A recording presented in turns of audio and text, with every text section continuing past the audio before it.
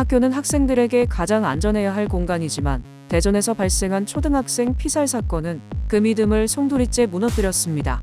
지난 10일 오후 대전 서구의 한 초등학교에서 8세 여학생 김하늘 양이 교사 명모 씨의 흉기 공격을 받고 숨지는 사건이 발생했습니다. 하늘 양은 범행 직후 병원으로 이송됐으나 끝내 회복하지 못했습니다. 부검 결과 흉기에 의해 다발적으로 손상을 입은 것이 직접적인 사망 원인으로 밝혀졌는데요. 가해자인 명 씨는 범행 직후 스스로 흉기를 휘둘러 자해했으나 병원에서 수술을 받고 현재 건강을 회복한 상태입니다. 경찰 조사에서 명 씨는 범행 당일 돌봄 수업을 마치고 나오는 마지막 학생을 대상으로 삼았으며 책을 준다며 시청각실로 유인해 목을 조르고 흉기로 찔렀다고 진술했습니다. 또한 점심시간이 끝날 무렵 화장실에 다녀오겠다며 무단 외출해 범행 도구를 구매한 뒤 학교로 돌아온 것으로 밝혀졌습니다. 경찰은 명 씨가 사전에 흉기를 준비한 점 등을 고려해 계획 범죄일 가능성을 집중 수사하고 있습니다.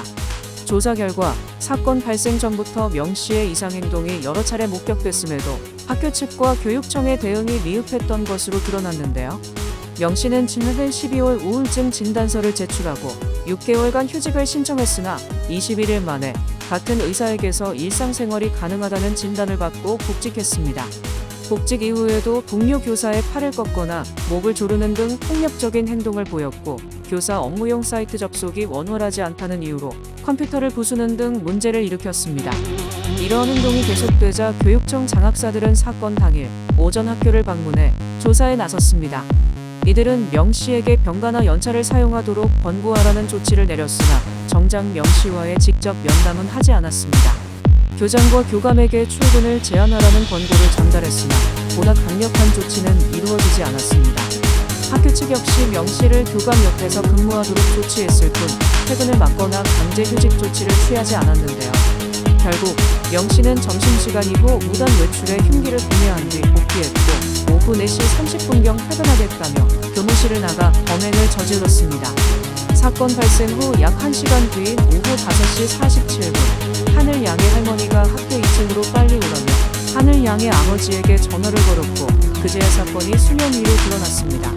이 같은 정황이 밝혀지면서 학교와 교육청의 소극적인 대응이 참사를 막지 못했다는 비판이 거세지고 있습니다. 교육청은 당시 교사의 상태를 고려해 경찰 신고를 권유했으나 학교 측이 이를 실행하지 않았다고 해명했지만 근본적인 문제 해결이 이루어지지 않은 점에서 책임을 피할 수 없다는 지적이 나오고 있습니다. 한편 하늘 양이 생전 그룹 아이브의 팬이었다는 사실이 알려지면서 아이브와 소속사 스타쉽 엔터테인먼트는 민소의 금조 화환을 보내 애도의 뜻을 전했습니다. 하늘 양의 아버지는 하늘이 꿈이 장원영 그 자체였다. 생일 선물로 아이브 포토카드를 장원영 걸로 사달라고 할 정도로 좋아했다고 밝혔는데요.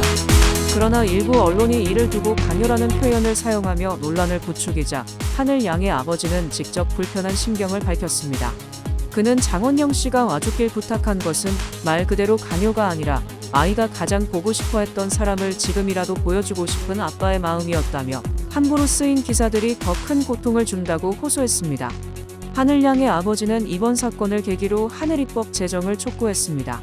그는 심신미약을 이유로 교사들의 문제 행동이 방치되는 일이 없도록 치료와 관리가 필요하다며 저학년 학생들의 안전을 위해 더욱 철저한 보호 조치가 마련되어야 한다고 강조했습니다. 교육당국과 학교의 부실 대응이 초래한 이번 사건을 계기로 심신미약을 이유로 한 교사들의 문제 행동을 관리하고 학생들의 안전을 강화하는 법적 제도적 개선이 이루어질지 귀추가 주목됩니다.